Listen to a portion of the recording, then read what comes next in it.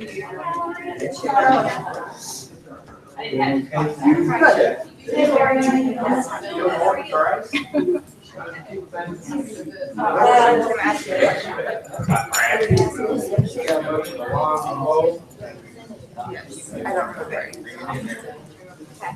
is foggy outside, but one thing it is clear, it is 9 o'clock, so we're going to go ahead and get started our Ephesians 5 class today. We appreciate having you all here. If you were not here on Wednesday, you may have missed the announcement. Chuck is out of town this weekend and next weekend. He's got gospel meetings in West Virginia and Akron, Ohio. Got that right. So he'll be out for the week anyway. So I will be teaching the class this morning. Like I said, we are in Ephesians 5. Last week, Chuck wrapped up chapter 4, and he set some very high goals for himself on how far he was going to get into chapter 5, and then he barely scratched the surface. So we read through, I think it was verse 7 last week, spent most of that time discussing verses 1 and 2, we started on verse 3, covered most of it. So we will, it's all tied together, so we will quickly revisit a few things in 1 and 2, and then we'll continue on into the chapter. So I'm going to let me get over there.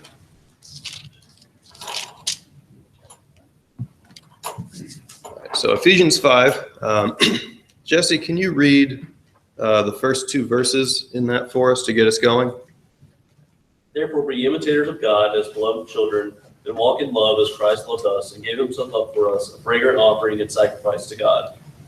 Thank you. Okay, so spent a lot of time on these verses, especially the second verse last week. There was one point in the first verse that we didn't touch on. I wanted to spend a little bit of time in this morning. So in verse 1, most translations use that word imitators. Therefore be imitators of God. And that brought to mind a couple of other verses for me elsewhere in the New Testament. Is there anywhere else you can think of that talk about being an imitator or imitating someone or something? I've got 2 in my notes. There's a couple of chapters in Corinthians that talk about this. Brian, can you turn over to 1 Corinthians, 4th chapter? Read verses 16 and 17 for us when you get over there. So 1 Corinthians 4, 16 through 17. I urge you then, be imitators of me. That is why I sent you Timothy, my beloved and faithful child in the Lord, to remind you of my ways in Christ, as I teach them everywhere in every church. Okay, so in 1 Corinthians 4, 16, Paul says that we should be an imitator of him. And we also see something similar in 1 Corinthians 11, beginning of that chapter. So 1 Corinthians, be imitators of me just as I also am of Christ. So we didn't talk about this idea last week. Do we have a conflict here? Because Ephesians 5 tells us we should be imitators of God. 1 Corinthians 4 and 1 Corinthians 11 are both saying that we should be an imitator of Paul. Is he overstepping his bounds here? Paul is an imitator of Christ. Okay, Mark, you looks like you had same thing, right? So that works because Paul is imitating Christ, and therefore, if we're following him, we should be on that same pattern, right? So that's the general idea there. There's a little more we can say. If we kept reading in 1 Corinthians 11, or in chapter 4 rather, we read how they sent Timothy. And Timothy was going to be continuing those lessons, that he was going to reinforce the things Paul taught. So he wasn't there at the time, but there's an expectation then that if Paul is consistent and Timothy is consistent, and they can both confirm that word that they're teaching, then that's a hint that they have the truth, and there's something there. Gene. Well, we talk about a lot of unity, and that's what we're talking about here. You know, Jesus prayed that him and his Father was one, and that we should be one. So if we're in unity Mhm. with Christ, Right. with God, Right, and if we had kept reading into verse 3 in 1 Corinthians 11, they talk about, who is the head of man, that it's Christ. It's not that Paul is the head of man and Christ is the head of Paul or anything like that, but that each of us is headed directly by Christ. Getting back to that point that you made, Gene, that if we're all headed by him and consistently following him, then we'll have unity with each other. Mark? Also, the unity, Paul preached the same thing in every place, and he trained his people that went with him, like Timothy and Titus, Right. and those folks, in the same words, so they can go out and teach others. Right. Same thing we got out of chapter 4. Like I mentioned, he was sending Timothy to continue that work. Misty? Verse 13 tells us to imitate the faith of the forefathers. There in verse 7. Mm-hmm. It's the same concept of imitating. Yep. So yeah, lots of places we see this come up. The point is that as long as we're imitating based off of the same source, even if it's we're following different people locally to do that, then we should all be doing the same things. Any other thoughts on that? Otherwise, we'll continue on. So verse 2 again says, "Walk in love, just as Christ also loved you and gave himself up for us, an offering and a sacrifice to God as a fragrant aroma." We spent a lot of time last week talking about this. Chuck spent a lot of time contrasting what love looks like to the world versus what Christ is calling us to do. So let's revisit that very quickly. What was the gist of that last week? When what does love look like from a worldly standard? How could we summarize that?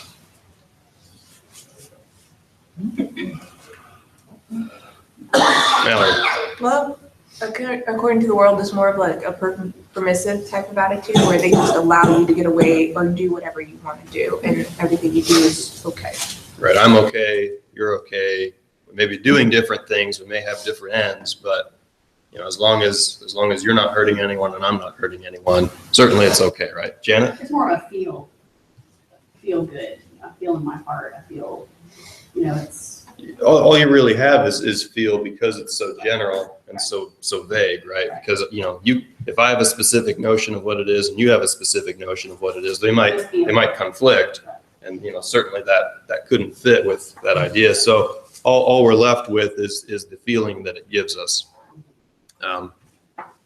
Right. So we had a good bit of conversation about that. Verse 2, though, very different. Tells us to walk in love, just as Christ also loved you and gave himself up for us, an offering and a sacrifice to God as a fragrant aroma. So that gives us a pretty clear idea of what is being looked for here. This idea of love is something that is specific, and it's something that we are supposed to defend, supposed to offer ourselves up to. So the idea is that love is bigger than the individual, whereas in that world's view, that the individual can define what love is.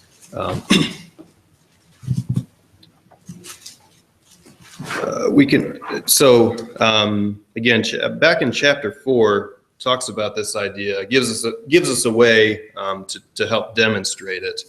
Stacy, you had stepped in a moment ago. Can you flip over to Ephesians 4 and then read 25 and 26 for us? So Ephesians 4, 25 and 26. Therefore, putting away lying, let each one of you speak truth with his neighbor, for we are members of one another. Be angry and do not sin. Do not let the sun go down on your wrath. Right, so I think this helps illustrate this idea. What does love look like according to Christ? There's kind of a hierarchy of the ideas here, right? It says that we're supposed to lay aside falsehood, that we should speak truth We should do it to each other because we are one, we are all of each other. So we have each other's best interests at heart, but we're speaking truth to each other, right? That's the primary goal there.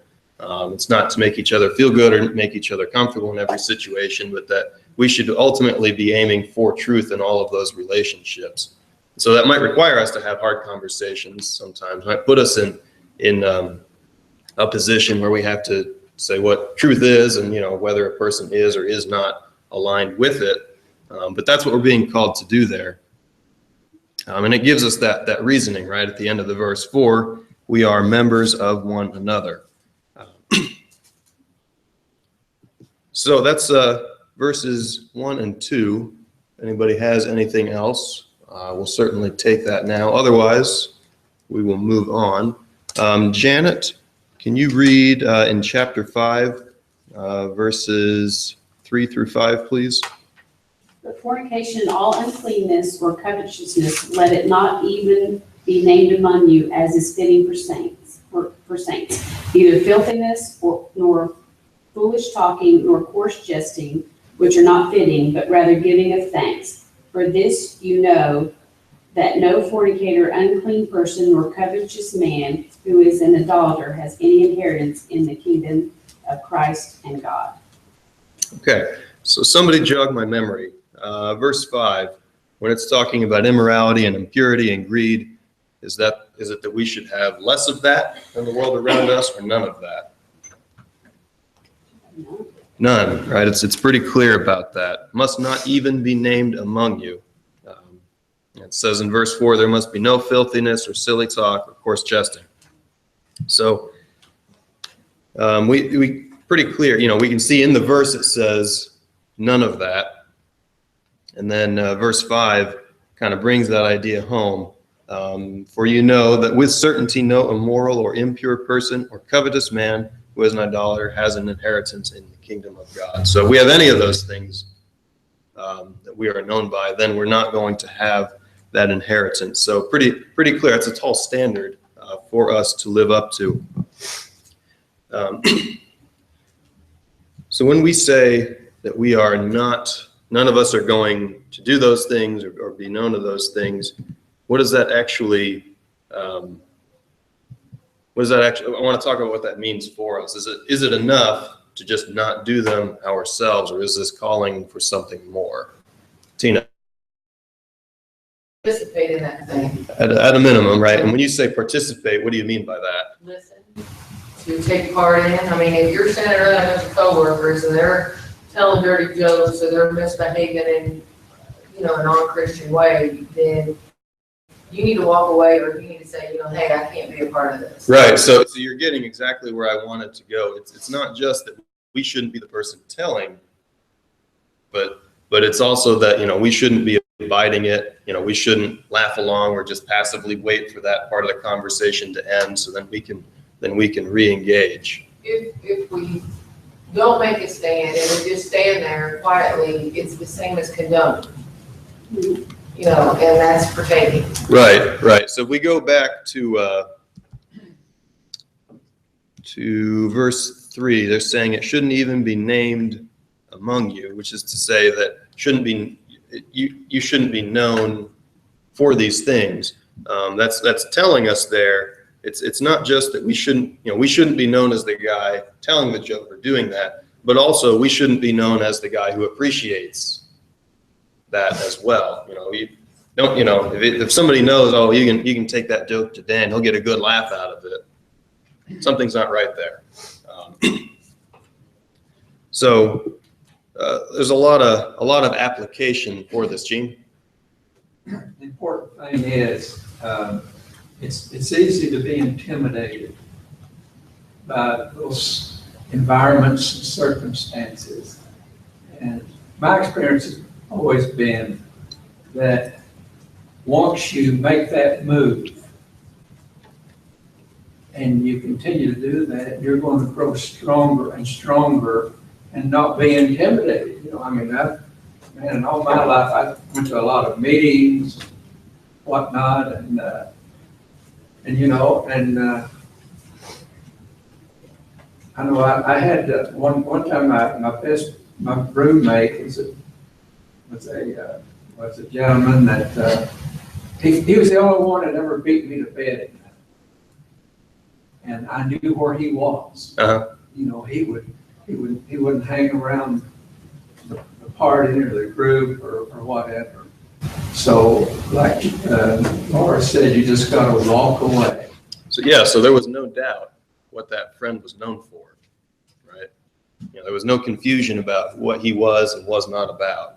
And don't be, I mean, they know that. Sure. They notice it. They won't say anything to you maybe, Mhm. but they notice that you're just not, you're a little funny. EJ, thought? Yes and no, and maybe, I don't know, but. I'll take it. Okay, the first, the second word, and it goes down to name, that no one can name, is that considered like people working in the office, someone doing something they ain't got to do with the boss, and it gets back to the employees? They know who's sleeping with somebody else, in other words. Yeah, I mean, I think that would be a pretty clear And application of this, that it shouldn't be known among you, which is to say they shouldn't be doing that. Not just that it gets out, it's that it shouldn't be happening and attributed to that person. And it gets back to his wife, and I don't care, I'm break loose. So if that person has been sleeping with that boss. Sure. Yeah, and again, the point there, it's not that, the problem isn't that word got out. The problem is that he was guilty of doing this. That's really the root cause of it, right? So Gene, a moment ago, you were giving the example that, we need to separate ourselves from these things, that it should be known that we're not going to partake. Like Tina was saying that when these things come up, it's not just to avoid it. We need to make a point to say that, it's not something we are going to participate in. Is that easier the first time or the 10th time?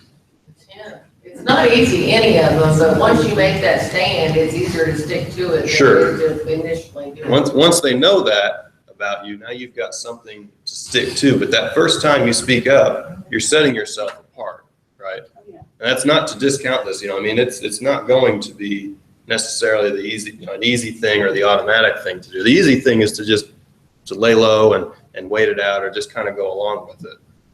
I see, Trey, you had your hand up first. It makes me think also that these things are all pretty much accepted things. And so it makes me think of the verse where it states in Peter about they think it's strange that you don't, behave that they do, Sure. the way that they do. Because fornication is just accepted everywhere. Mhm. And, it's that whole love thing again. And so all these coarse jesting and foolish talking, and so they kind of look at us as being strange when we don't agree with these things or participate in them. Yeah, and that's not going to go away is the point. And you're tested. Oh, yeah. You're tested. At work, they'll Oh, yeah. say, hey, listen to this funny Oh, joke. yeah. And it's funny because every time, not once, not twice, every time I'll go, is it clean? Sure. And now they're like, oh, wait, I have a joke for you, Trey, and yes, you can hear it. Mhm. So now they know that I'm not going to listen to those. Yeah. If Chuck was up here, he'd give the example every time he goes back to visit his family. Every time he goes back to Canada, they offer him a beer every single time. He's never taken it. And yet they keep offering it to see if, is he finally going to be one of us, or is he still off on that other stuff? I can kind of speak to that as well. I guess it was about a year ago at the office I work at, they put a bar in. Yeah, it was kind of, I thought, that was a few decades. Yeah, so they put a bar in the office. So, Friday afternoons and anytime we have a big celebration or whatever reason, there's always, 50 or 60 cups of beer off the tap that are already out for everybody in the building. And, it's the same thing, right? It's right there. Everybody else is taking. I always get offered. And I always say the same thing. And it's always like shock and awe. Dan doesn't drink alcohol, but it's been that way the entire 5 years I've worked there. I've never shied away from that. But, like we discussed, first time I said that and had to turn it down, a little bit harder than, here we are, however many times it's been now, it continues to get easier, not that it was ever a shameful thing, but you're setting yourself apart from the group like we discussed. We had some hands floating around earlier. Mallory? Well, I was also gonna say, like, you know, this is written to converted people. So they came out of these lifestyles. And you look at verse 4 and he tells you, you know, and the same at the end of chapter 4 as well, is what you can replace that with. And I think it's a lot easier, you know, when you're teaching somebody or trying to help them, they're like, well, I can't, you know, you need to give them the tools to be able to replace bad habits with good habits. And it's like, okay, and it's the same thing. The first time you try to like replace your words with loving and kind words or Thanksgiving, it's going to be a lot harder. But you know, years down the road, you're not even going to believe that before you used to partake in that because you've changed. Sure. And that's exactly where the chapter, like you mentioned, verse 4 talks about we put aside all of those things and traded in for giving thanks.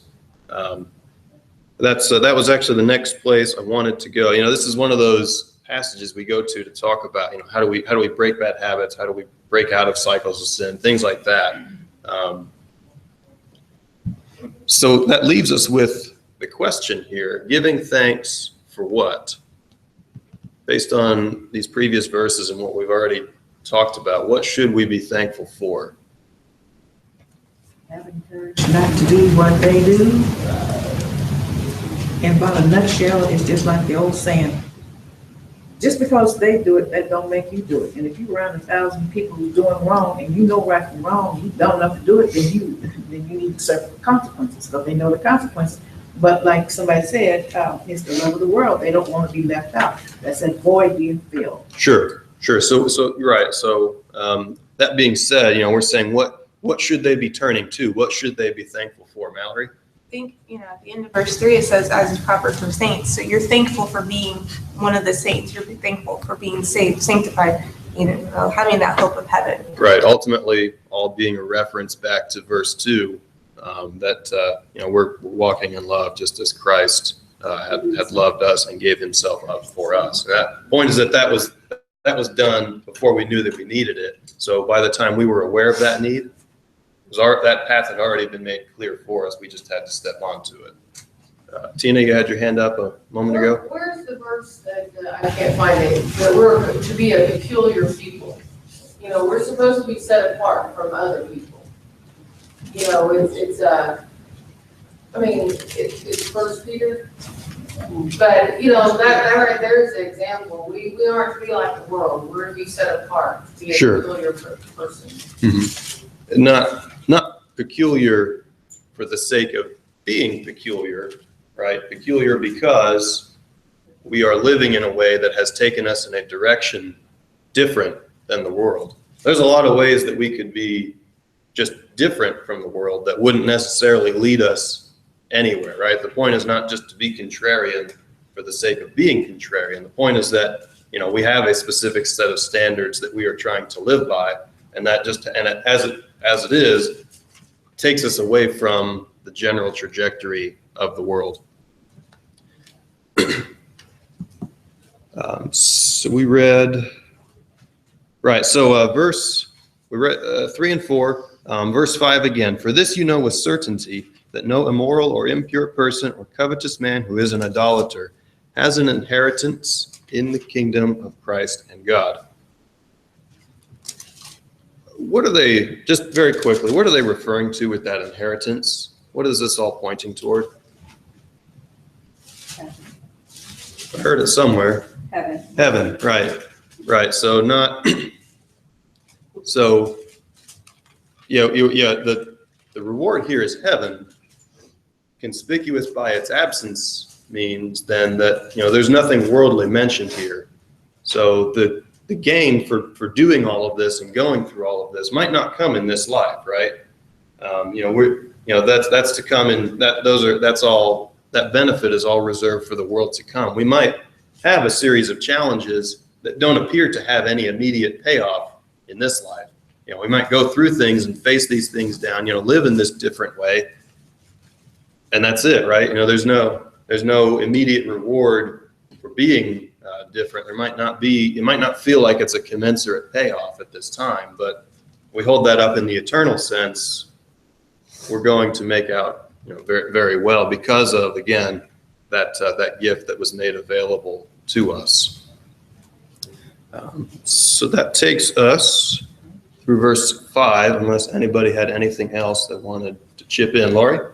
Just like when Jesus taught on Sermon on the Mount, it's just another way of being a light on a hill, or being the light. That's how you stick out, is by being different from everybody else. Right, and that concept of light comes up here in just a short while. What they're doing is darkness. So Right. So there's there's an obvious contrast there that the chapter gets into in just a few verses. So let's move on here. Trey, can you read verses 6 and 7, and then Tony, can you read 8 and 9, please? Let no one deceive you with empty words, for because of these things the wrath of God comes upon the sons of disobedience. Therefore, do not be partakers with them. For you were once darkness, but now you are light in the Lord. Walk as children of light. For the fruit of the Spirit is in all goodness, righteousness, and truth. It's almost like Lori's read this chapter before. Okay, so verse 6, I want to spend a good bit of time right on the beginning of that. It says, let no one deceive you with empty words. I want to spend some time this morning, get a marker that show up, talk about what that looks like. So when we say empty words, what does that look like? What could that entail? I've got some pretty extensive notes on this. So, can somebody give me an example? What might empty words entail? If we define that as being words that are not profitable. So what would an example be of words that are not profitable? EJ? Sounds like what was being said is somebody, which one you don't know, 6? 6. Okay, that's what I thought. Let no man deceive. It sounds like somebody's trying to sweet talk somebody and doing something they should not be doing, because it says the wrath is vengeance is mine, and he'll take vengeance upon you. And there's nothing in this Bible that says what you gonna reap what you sow. Sure. There's nothing. Sure. Because you don't know. Warren? I'm not sure that, I would say that one of them would be contrary to truth. Right. So I think in this letter, being addressed to the Ephesians brother, that all these problems were existing. And he's reminding them and trying to correct the problem. Right. So yeah. So in general, empty words, if it's not profitable, we could say it could be a falsehood of some sort. Could be words that are not leading us toward anything beneficial. So I had quite a few. Nicole? I think things that people tell you, like really prevalent in today's society, to be like, do what makes you happy. Mm-hmm. Do what feels good, do what makes you happy. That's what life's all about. And those are empty words. They're trying to trick you into doing sinful things or putting other things above God.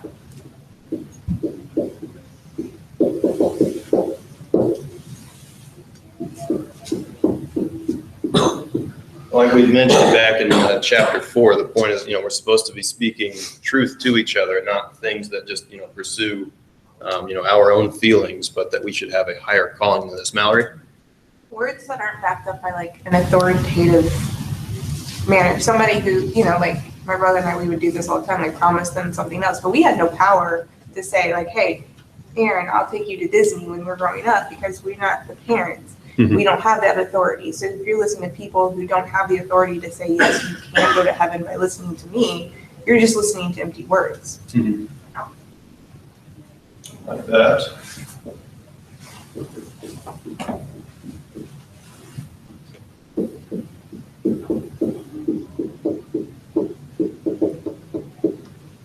Without authority. Stacy? I was going to say maybe what EJ was talking about, like persuasive words, people that, maybe try to get you to do things, or I don't know if that would be a good word to describe it. Yeah. So, we can go a lot of different directions there. I think a lot of what EJ was getting at could talk about the idea we read in Matthew, like false witness, as at least a part of that. 19? Yeah, 19, he's talking to the rich young ruler about which commandments he should follow, and how not bearing false witness was one of those, tracking back to Exodus 20, where that was first given. EJ? I'm getting so, well, they're not mixed messages. I understand what you're saying. Let no man, I'm thinking about serving two masters, because some people say, let's go out and party on Friday and Saturday, and you still can go to church on Sunday, you still can go to heaven. And no one is talking about repenting. Right. So there's, yeah, pretty big idea there, right? That we, living one way during the week, living another way on Sundays, obviously doesn't work, right? Because God is present for all of that. So false words, Gene? In order to avoid that, we have to know the truth. Sure. I mean, like today, during this process of electing a leader and whatnot, how much vain or false words do we hear somebody on TV saying, a politician? Sure. Now, if we just accept that and take that, we've got to know the truth. Maybe we got to do a little studying or a little whatever. Yep. But if we listen to it, then we're going to start. And so much of that is just rhetoric, right? Yeah. It's not. There's no real end toward it. It's out there just to get one side or the other riled up, right? You can hear someone say something with your ears, and an hour later you could maybe hear somebody else tell what that person said, and you say, well, that's not truth. So that's the way it is the Word of God. We can listen to the false doctrine. Right. Until we start believing. That's two that I had on my list. One of those was inflammatory words, like we talked about in James 3, verse 6. We shouldn't be speaking in a way to get people riled up just for the sake of that. Gene, you hit on another big one, though, which was that of false doctrine. I've got several verses for that one listed in my notes. Can anybody think of one that condemns that? False doctrine. Thinking Galatians, first chapter, verses 8 and 9. Condemns it very specifically. 2 Corinthians 11:4 as well. Debbie, can you flip over to Galatians 8 or 1, 8 and 9? Read that for us when you get there. But even if we or an angel from heaven preach any other gospel to you than that what we have preached to you, let him be accursed. As we have said before, so now I say again, if anyone preaches any other gospel to you than what we have received, let him be accursed. Rather than what you have received, let him be accursed. Right, and 2 Corinthians 11:4 as well. For if one comes and preaches another Jesus whom we have preached, or a different spirit which you have not received, or a different gospel you have not accepted, you bear this beautifully, which is a reference to that same idea, right? That there's a definite division there. It's not gray. There's a very specific gospel which was given, and any modification to that or addition, revisions of any sort, not to be accepted. EJ. I have a dumb question. Could that be compared to Eve and the sidekick Satan? What do you? 7, when he told her, surely you will not die. Sure, right. A very specific. I was just trying to compare this. Yeah. And Eve hit me. That's why I said what I said. Mm-hmm. No, but like something like what Mallory had talked about earlier, a promise given without authority. He was saying, surely you will not die. They were talking about two different kinds of death there, but to that point, Eve was misled by that because she didn't understand what he was saying. So isn't that like sugarcoat or sweetness, or cunning her, or Sure. something else, another word I want to say, but it won't come out. Eve, no, nah, go on. Janet? I mean, this could be put under one of the others, but, like tickling of the ears or fluff, Sure. preaching, I mean, Yeah, we see a lot of that, especially in the Timothy books, right? Yeah. Talking about that was, that sort of delivery was going to come because there was a time in which that's all that would be expected.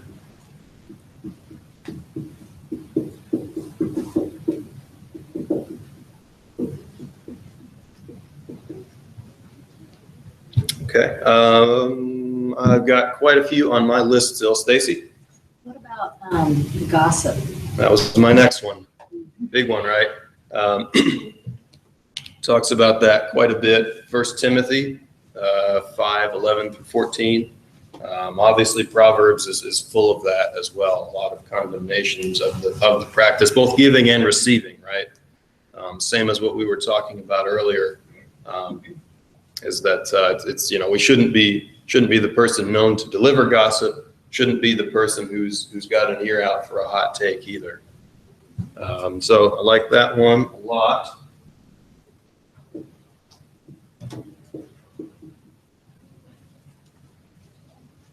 Misty? One of my translations uses the phrase, words that are not true. But when I think about empty words, I also think about what he's talking about verses 3 and 4 about, Sure. useless jokes. Yep, that was on my list as well. Suggesting, all the words that we say during the day that really don't build up. Yeah, lots there. Language.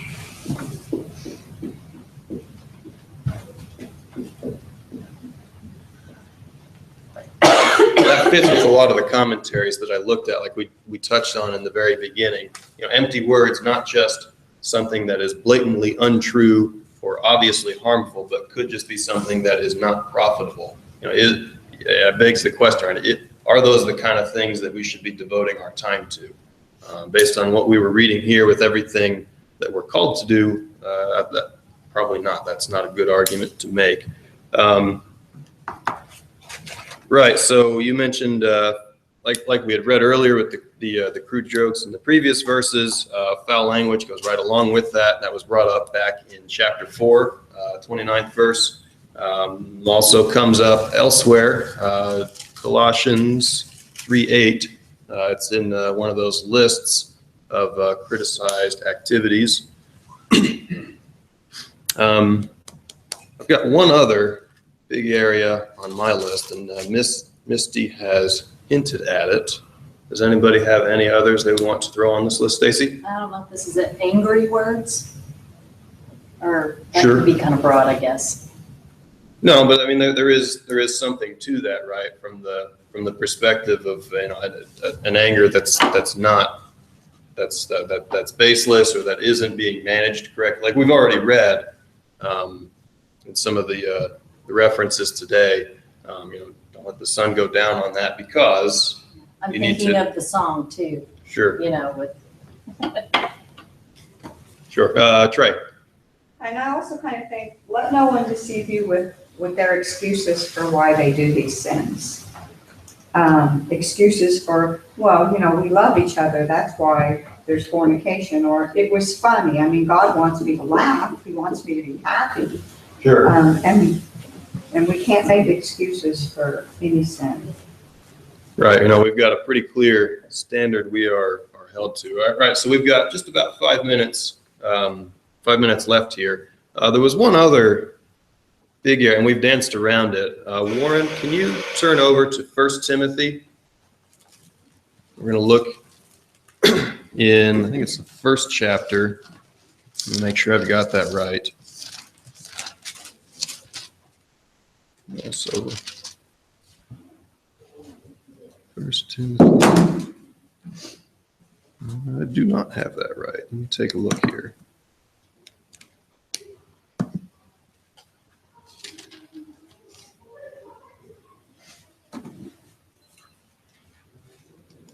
I've got the wrong reference written down here.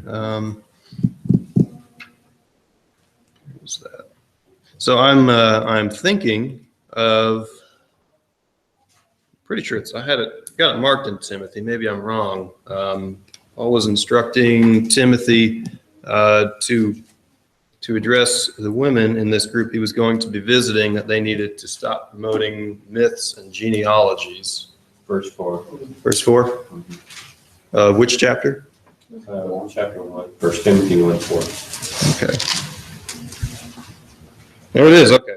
I looked over it. Right. So again, Warren, can you read 1 Timothy, first chapter? Can you read, let's go 3 through 7, please?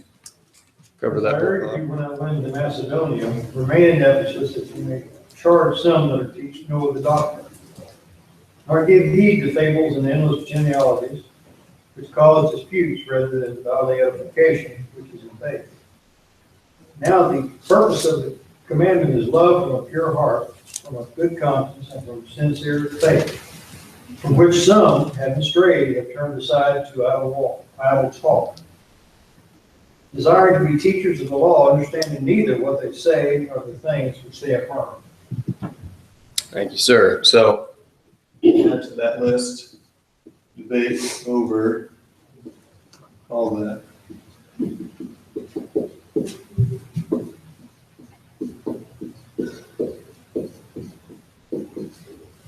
So what we read in Timothy there, talking about the genealogies and the myths, right? The issue there was that people were stuck looking on the past, looking ultimately into Judaism, trying to bring things forward that didn't have any weight or any relevance anymore. But I think there's a broader point there we can make for ourselves as well, right? Debates over matters that are ultimately just opinion. It's a big diversion we can fall into, doesn't really get us anywhere. And other things that might seem spiritual but aren't really spiritually necessary. There's a lot of examples that we could pull in for that as well.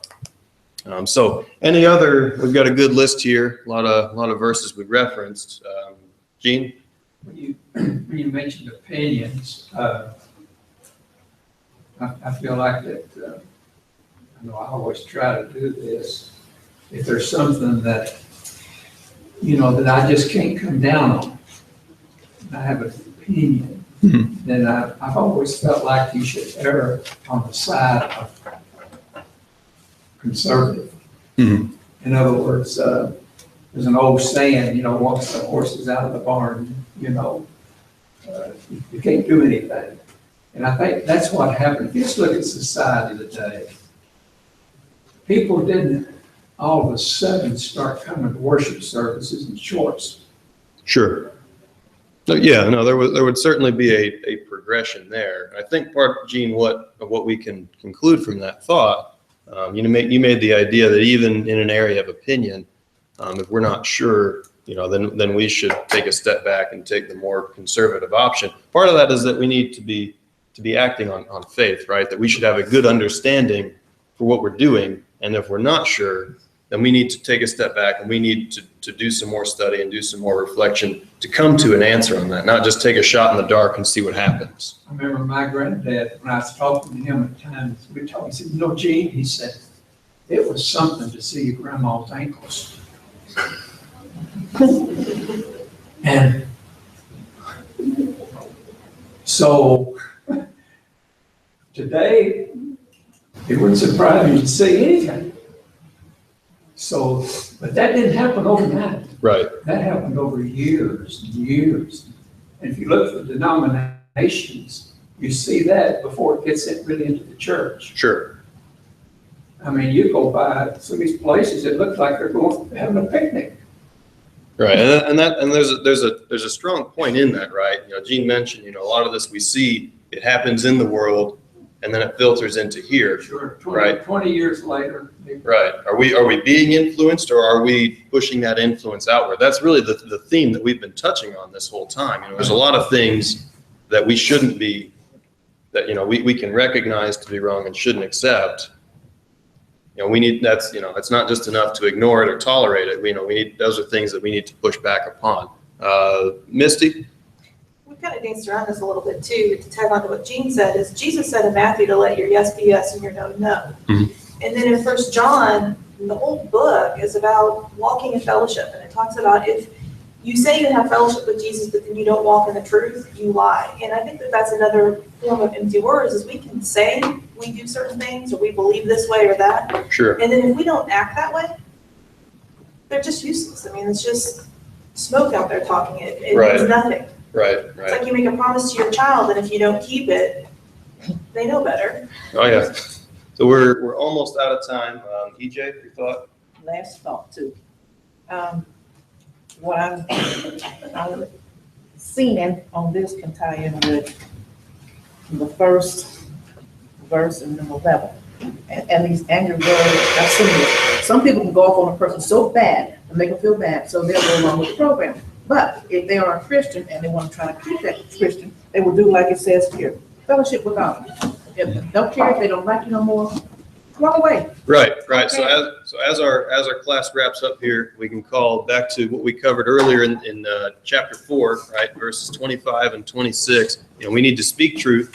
We need to hold to that, but we need to do that in a way that recalls the fact that we are one of each other. You know, we are equals in this. We're all trying to go to the same place. So I appreciate your time.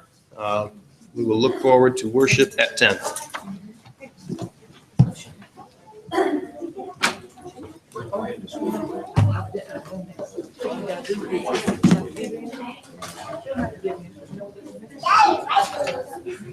Don't care what let it say. The woman by herself, that's how you come to. But like, if you dress, come on, girl, we're gonna take it. Come on.